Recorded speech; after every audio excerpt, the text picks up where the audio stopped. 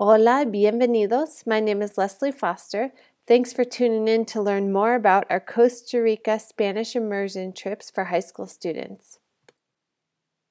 Well, this is a little bit about who Common Ground International is. My husband, Rory Foster, and myself started Common Ground International in 2001. We are trained Spanish teachers and have taught everything from preschool Spanish classes up through middle school, high school, and university classes.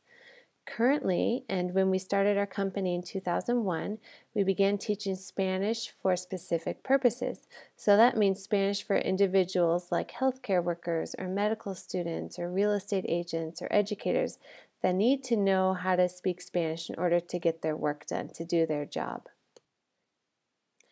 In addition to our Spanish classes here in the United States, we also believe it is a fantastic opportunity and complements our Spanish classes to be able to offer immersion trips to Costa Rica, where our participants can be fully immersed into the language, the culture, the music, the food in Costa Rica.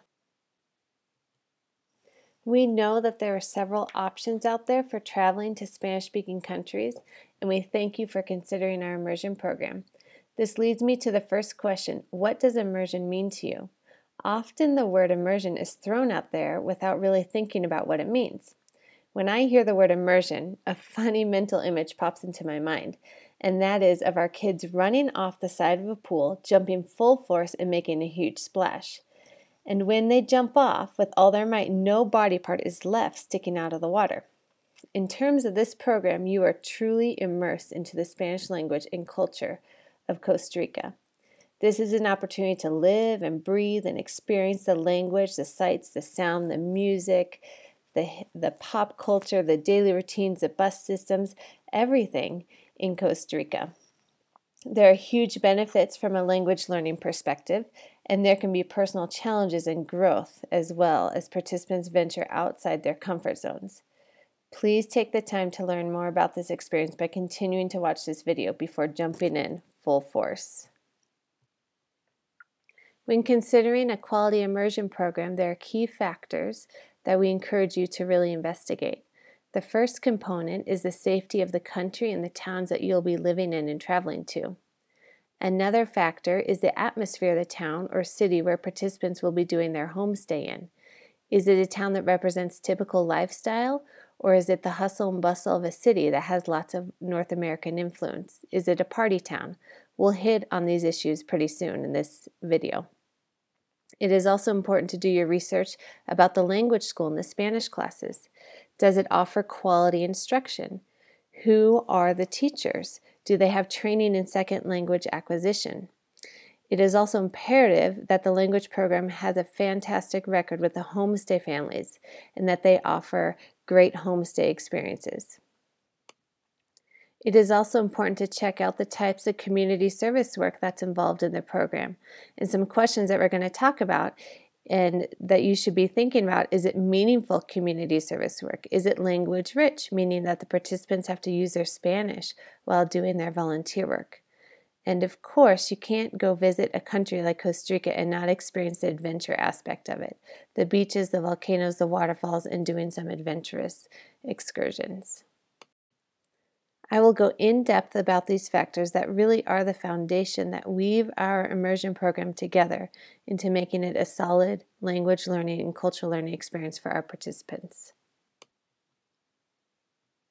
There are many Spanish-speaking countries to travel to, but why Costa Rica? We have established our programs in Costa Rica for a variety of reasons. One, Costa Rica has a reputation as being a very safe place to travel for North American tourists. Annually, about 1.5 million North American tourists travel to Costa Rica. It has a reputation and is politically and economically a stable country.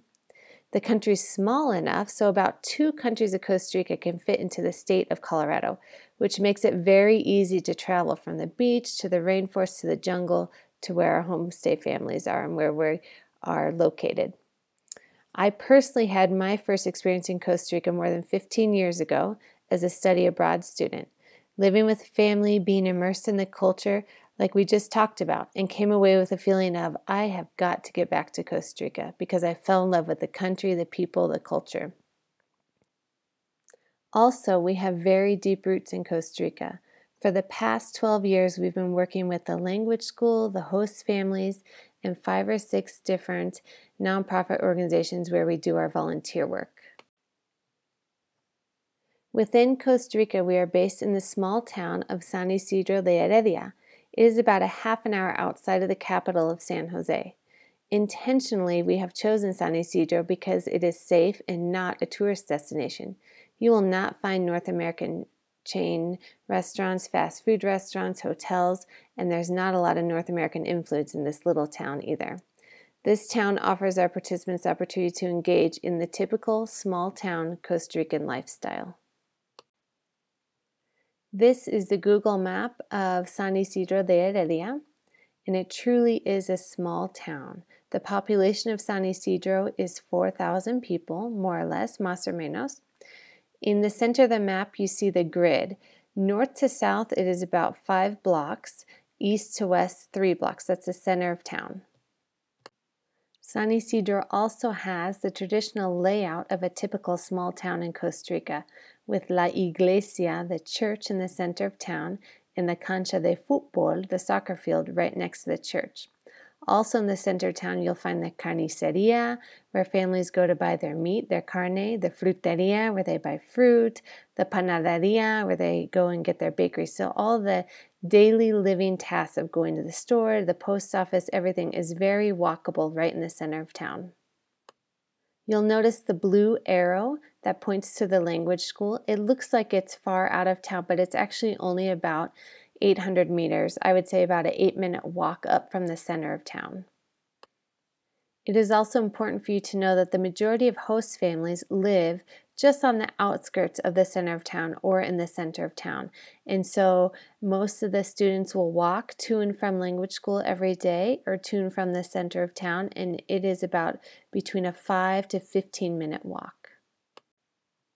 This is San Isidro at a glance. The top left picture is La Iglesia right in the center of town. And then to the right of that is the cancha de fútbol at a rare moment when it's empty. Bottom left is the feria, or the Sunday farmers market. Most likely go to this market with your host family and get groceries for the week. San Isidro is a middle-class town to upper middle class, so that house in the bottom picture is what a typical house in San Isidro looks like. This house is the Casa Papaya, which is also the Common Ground headquarters in Costa Rica, where our own family, we live in the summers with our kids and run our programs, but we have a year-long presence where our Costa Rica coordinator works out of this house on a daily basis. Living with your host family is one of the greatest ways to improve your Spanish. This is your chance to communicate outside of the Spanish classroom. It is unscripted and very engaging. Here's some pictures of our participants with their host families. You'll see a difference in ages of host parents. They can range from grandparents to young parents. Most of them are middle to upper middle class working families. Most of the moms are stay-at-home moms. If they do work, they'll be home in the evenings to be around with the participant and prepare dinner. The big question that we get asked is, how do we select our host families? Here are our top considerations. 1, they have to be likable and pleasant. We personally know most of the families because it is a small town and we have a year-long presence in this town. Families also have to go through a screening process, an orientation, and a home inspection. And obviously there has to be no criminal record. It has to be a safe family with safe pets if they do have pets. Finally, our participants stay with host families that are within a close proximity to the language school, and it's walkable on a safe route. We have guidelines for how we match our students. We place 1 participant per host family for the language acquisition reason. Honestly, so you're not tempted to speak English with your fellow immersion students. We also do not place the same age opposite sex matches in the same family. So if Heidi is 16 years old, we would not place Heidi in a homestay family that has a 16-year-old boy. She might have a host brother that may be significantly younger than her.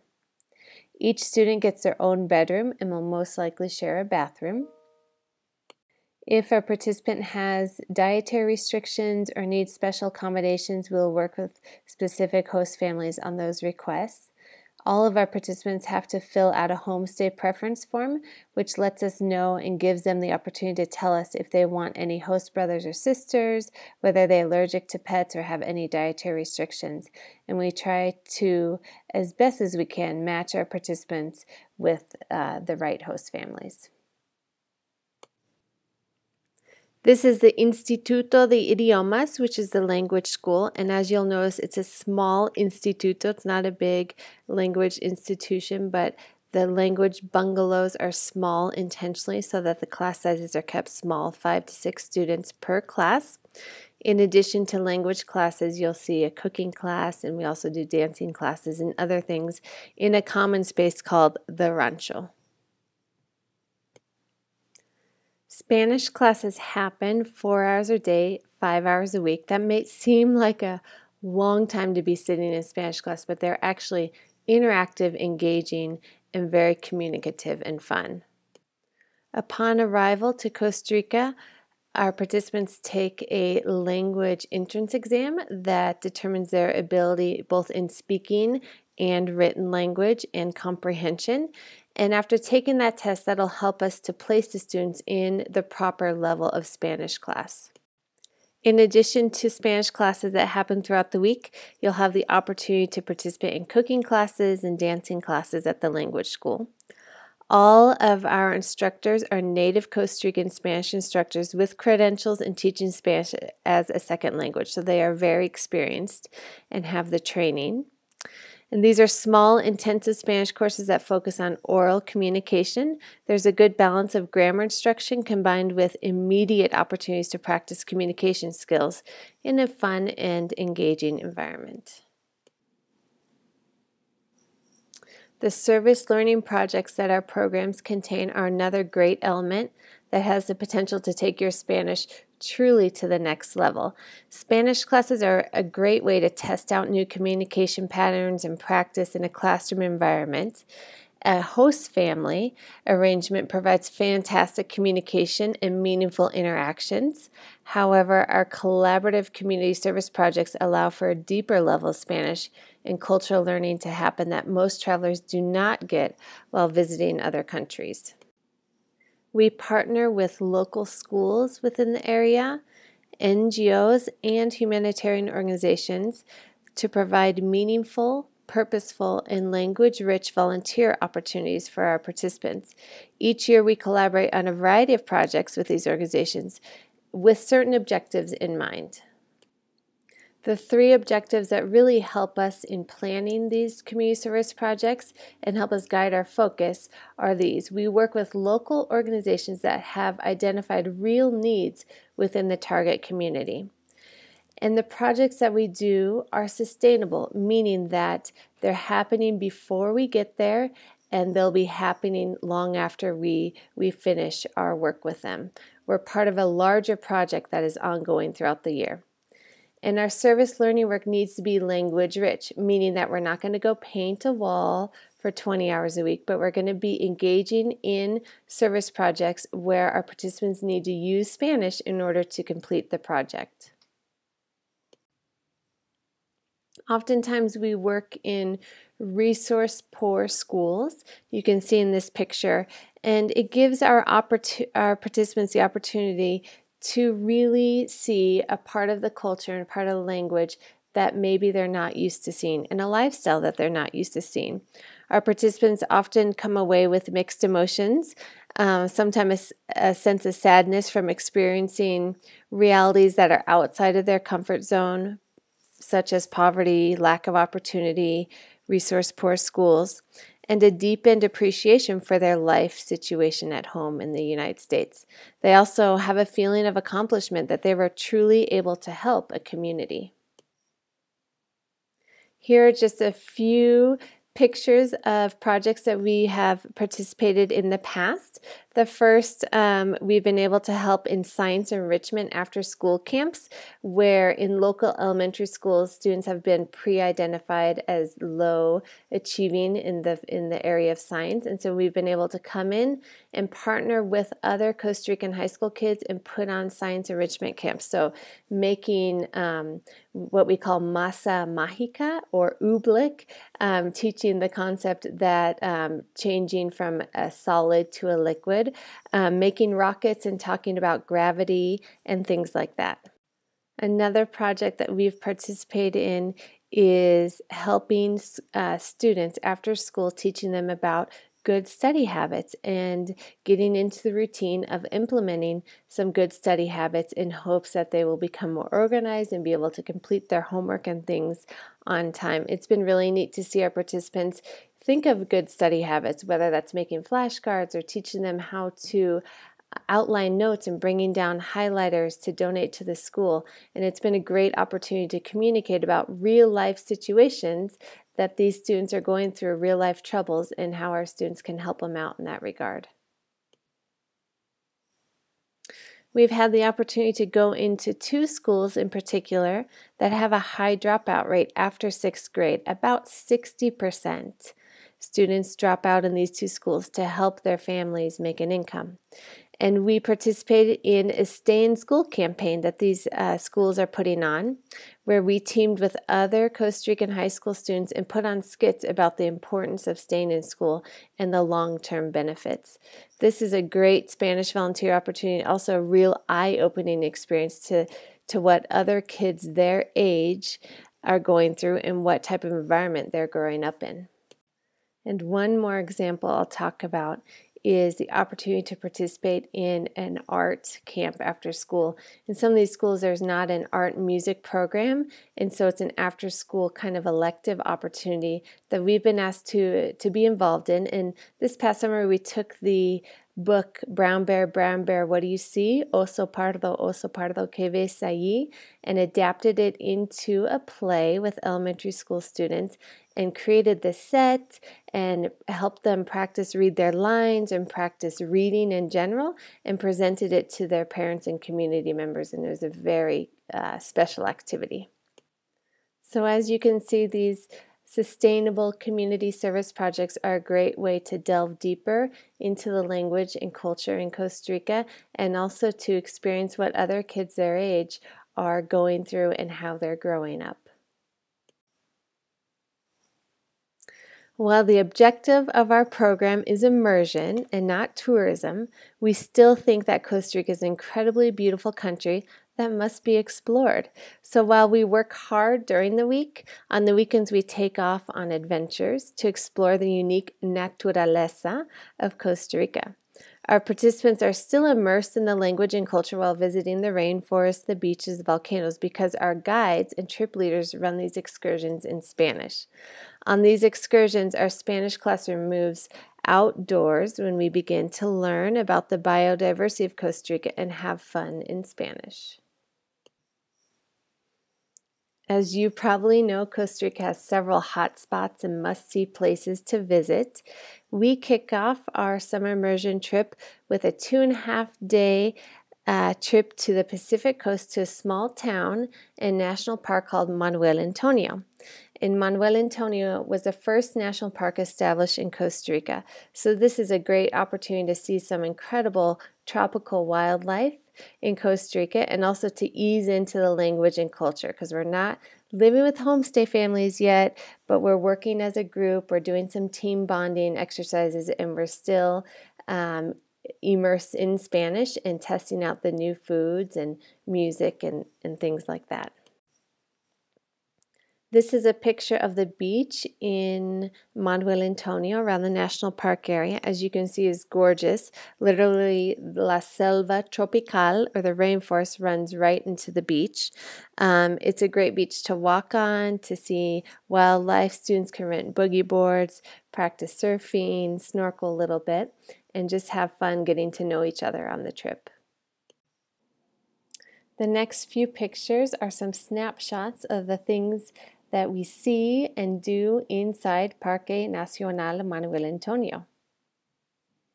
As you can see, the beaches are gorgeous. We're getting thrown around a little bit in the waves, some opportunities to snorkel, and then we also go on some incredible hikes, quiet, slow hikes with binoculars in hand, so we have the opportunity to see some of this wildlife here. In the top left, you see an oso perezoso, which is a sloth, a golden orb spider. You see a little mono cariblanca, white-faced monkey hiding in the trees in the bottom right. And then that is one of our guides, Persupiedra. He's probably talking about edible plants and things that will kill you and things that are okay to try out. After 2.5 days of this excursion on the beach, really getting into the wildlife, into the rainforest in Costa Rica, and starting to use our Spanish, then we head back to San Isidro, and that's where we do our language immersion program, living with the host family, our language classes, our volunteer work. After that week of language classes and immersion, we head to the Arosi Valley. So we end the 2 weeks with another 3-day excursion to the Arosi Valley. This valley is known for its beauty, surrounded by volcanic mountains, hot springs, beautiful hikes, and canopy excursions. This is also known as our more adventurous portion of the trip, where we do some canopy tours, zip lining through the rainforest, a waterfall rappel, soaking in these hot springs, and some great hikes. I don't want to give away all our secrets on this excursion, but you'll get an idea of the activities that we do. Now, our participants that decide to stay for 4 weeks, they have some more incredible opportunities ahead of them, in addition to more time with their host families and, of course, more Spanish classes. We do a 4-day rural homestay experience at La Iguana Organic Chocolate Farm, where we learn the process of cultivating chocolate, taking it from bean to bar, and we work on the farm. We also prepare and arrange special interviews, so our participants get to interview someone in a career that they have an interest in following after college. And we set up these professional interviews, and we train them and prepare them for how to use their formal Spanish and how to conduct a formal interview in Spanish.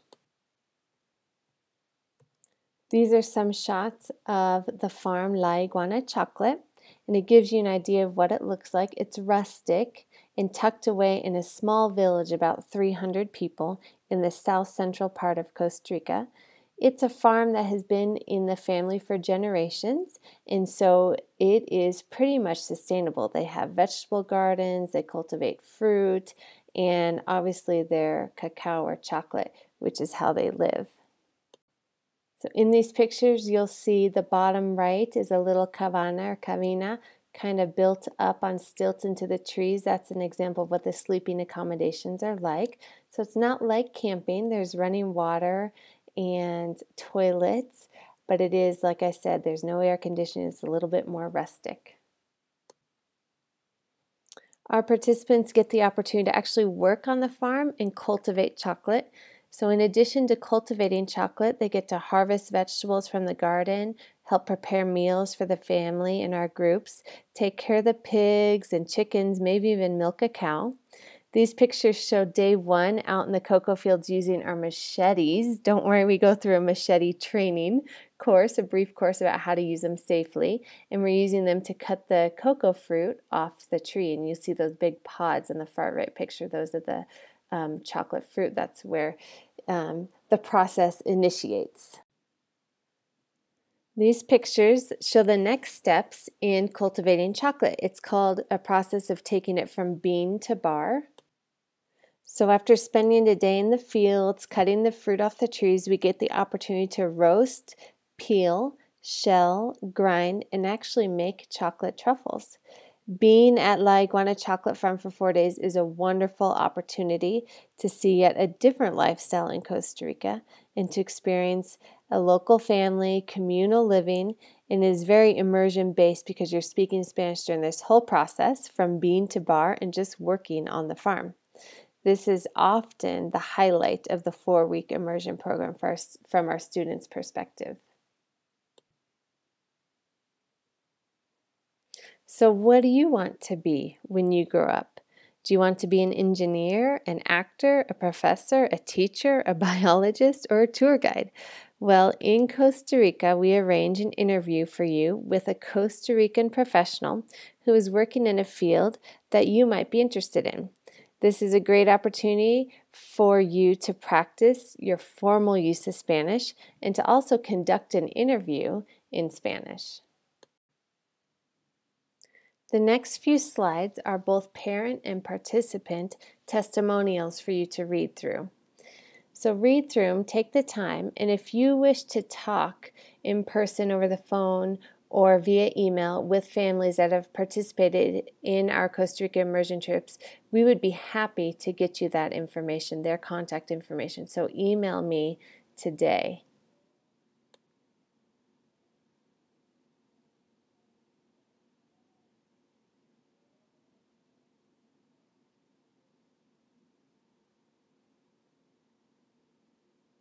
This slide is from a participant out of Boston.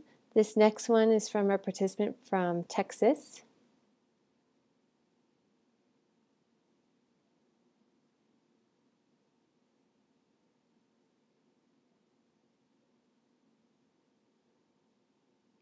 This next testimonial is from a student out of Colorado.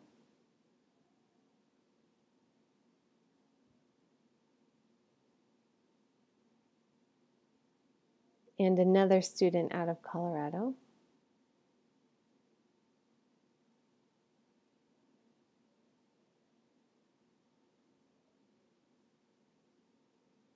A parent.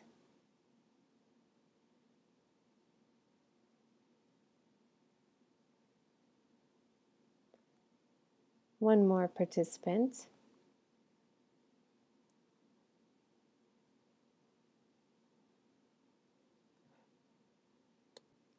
As I mentioned, if you want to get in touch with these families to figure out if this program is a good fit for you or your son or daughter, please email me today and I'd be happy to get you this contact list. Down to the nitty-gritty dates and costs for summer 2015. As you see, we offer a 2-week program and a 4-week program that you just learned about, and the dates are listed in this chart.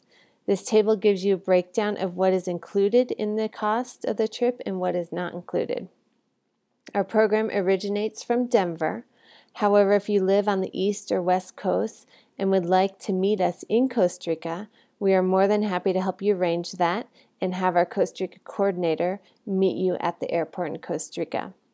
The other option is to fly into Denver and then fly down to Costa Rica with the group. Round-trip flights from Denver to San Jose are included in the cost. If you're flying from another city originating outside of the Denver area, that extra leg to and from Costa Rica or to and from Denver you will need to cover. I also want to mention that if you want to use miles to get to Costa Rica, that is absolutely fine and we will deduct the cost of flights from this trip cost. All in-country transportation with a private guide and driver is included in the trip. We have fantastic native Costa Rican guides on our excursions that are our own private guides. Most of the time, 2 meals a day are included in your program fee. You will be responsible for buying or packing lunches on our excursions and on daily basis. Dinners are not included on excursions. They are during the homestay family portion. All lodging with the homestay families and on excursions in hotels are included. National park entrances, hikes, and extracurricular activities are included. An optional waterfall rappel tour is not included in the trip price. As I said, it is optional. Also, secondary travel insurance policy is included in the cost of the trip. That includes secondary medical insurance and medical evac as well. All language school tuition and materials you need for class are included in the cost of the trip, as well as the cooking and dancing classes.